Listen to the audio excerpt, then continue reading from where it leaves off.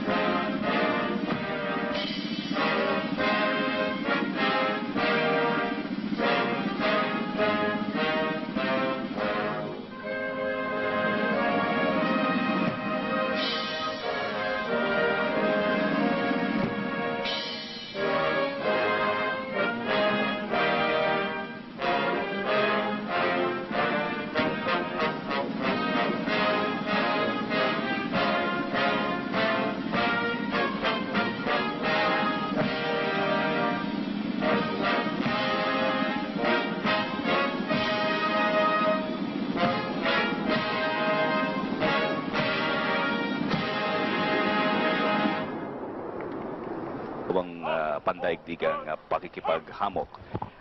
Si Ginoong Reagan, mga kaibigan, dahil lang po sa ilang bagay na ang inyo po nakikita, mga kaibigan, ay bahagi po ng tinatawag na Old Guards. Ito po ang kanilang sandatahang lakas na bahagi po ng grupong revolusyonaryo, at ito po ay kinabibilangan ng mga bahagi po ng sandatahang lakas po nila, ang kanilang lakas pangkatihan. Ang ipinakikita ngayon ay isang espesyal na pagdaloy sa marcha na tinatawag po nilang Revolutionary March para po sa kanilang mahal na Pangulo. Mr. President, Mrs. Marcos, it gives me special pleasure to welcome you to the United States. Mrs. Reagan and I have been long looking forward to returning the hospitality you showed us on our 1969 visit to your country. Our two peoples enjoy a close friendship, one forged in shared history and common ideals.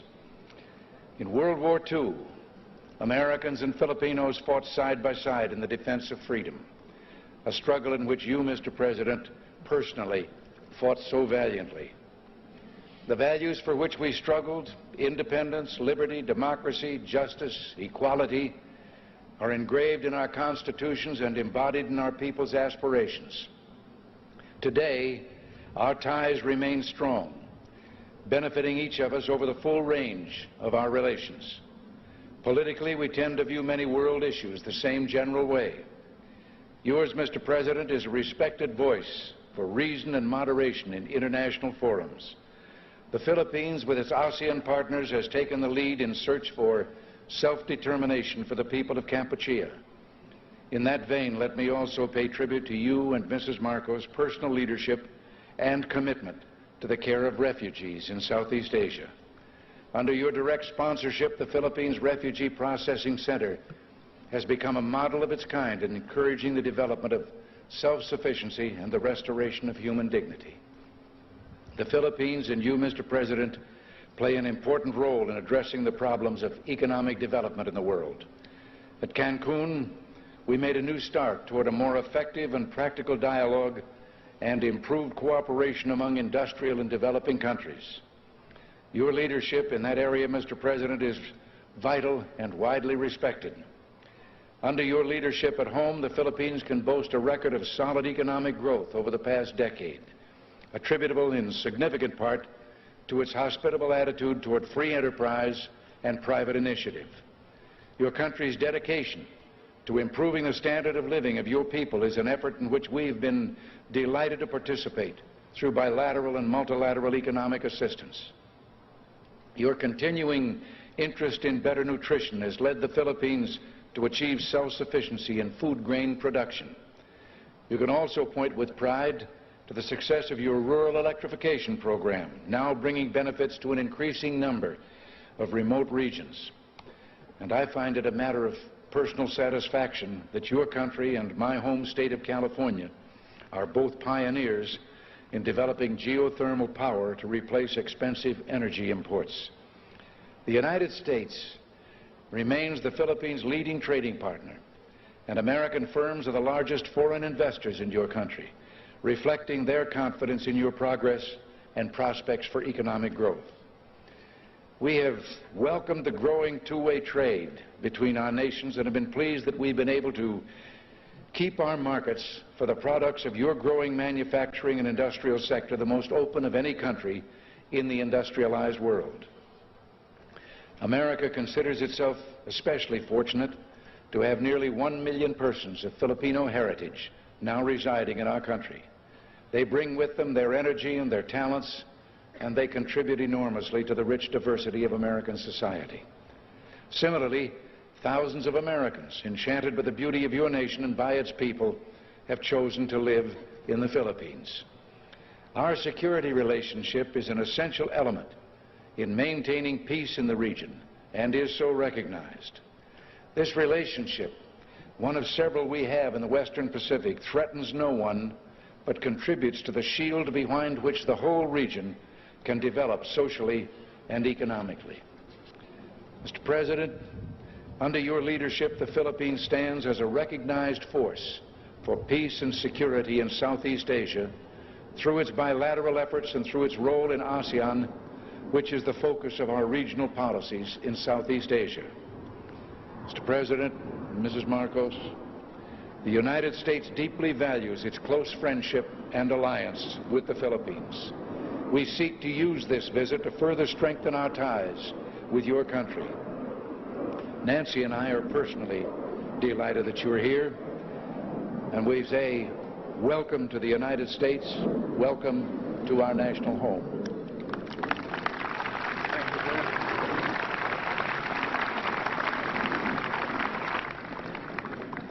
Thank you very much, President Reagan. Mrs. Reagan, members of the Cabinet, distinguished guests, my friends,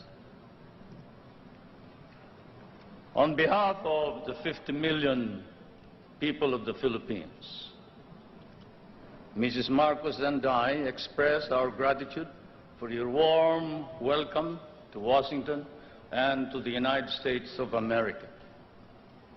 This great and beautiful city, that is one of the few cities that was built as a capital for a great nation, is indeed, as has been written, the key to knowing the secret of America. And this house of the American people, an American frontier that never vanishes. Your beautiful city with its grand memorials, its monuments, its walks, is indeed a city that memorializes the great achievements of your people for the past 2 centuries. But more than that, it keeps offering to the enterprising and the talented, the courageous and the strong, the rewards of effort and of initiative. At the same time, as I stand here on American soil, I realize that I stand on what may be the center of the government of the United States of America, here where, as I have often stated, the future is being born. The future is being born depending upon the man who is in the White House. And the man who is in the White House today certainly is creating a new future for our world.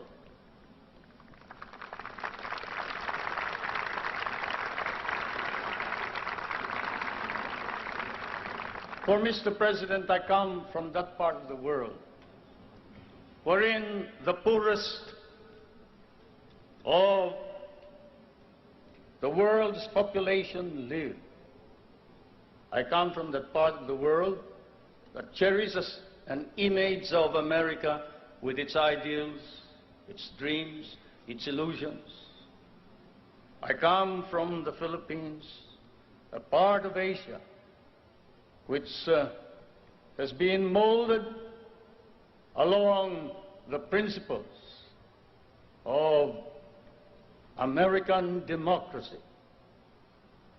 We learn to love these ideals and principles, and we lost 1 million of our people fighting for them in the last war. We have always stood by these ideals.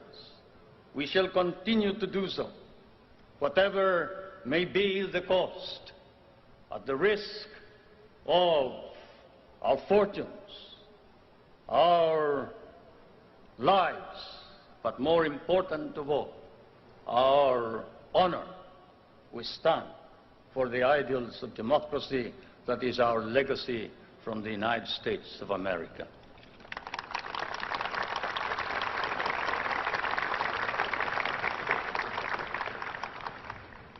I did not come to burden you further with additional problems, Mr. President. For I know that, as I have said in many a speech before my own people and before the world, fate and destiny has decreed that the United States of America be the trustee of modern civilization against the threat of a possible second dark ages. And America cannot fail. And therefore, we, the Filipino people, come and bring to you a prayer that God, in His divine providence, may grant you guidance, strengthen both your heart and hand, so that that hand may be strong on the lever of power and save our humanity.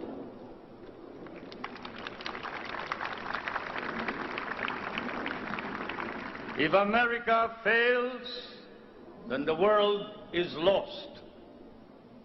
And thus, Mr. President, I can assure you that throughout all of Asia, there is nothing but a reservoir of goodwill for you, the American people, and the United States of America. Once again, may I say Thank you for your warm welcome and your hospitality, which I know we will never be able to reciprocate. Thank you.